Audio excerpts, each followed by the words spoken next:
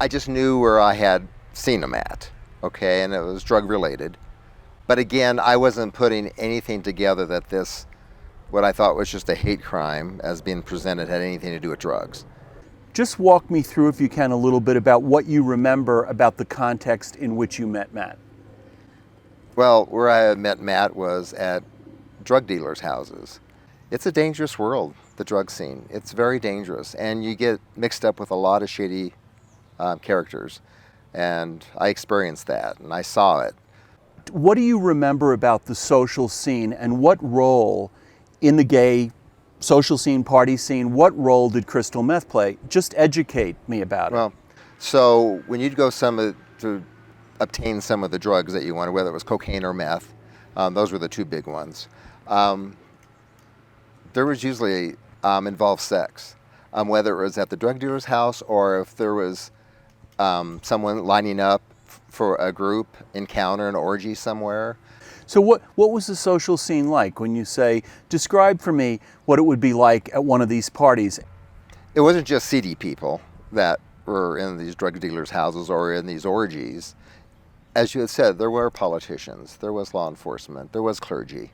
It was such a small community that word would get out pretty easily and people would meet up, whether it was at the dealer's house or at a hotel or someone's house.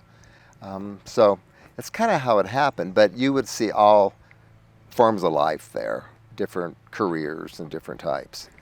What do you remember about just seeing Matt in that context, if you remember anything? The very first time I saw him was, God, I wonder how old he is.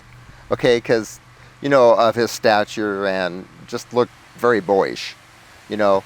But it wasn't uncommon to see underage boys at these events or drug dealers' houses. And there was a particular one house where, you know, a lot of action happened because of the setup. What was the setup, The Mike? setup was a dungeon type setting. So there were a lot of guys in that situation at one time.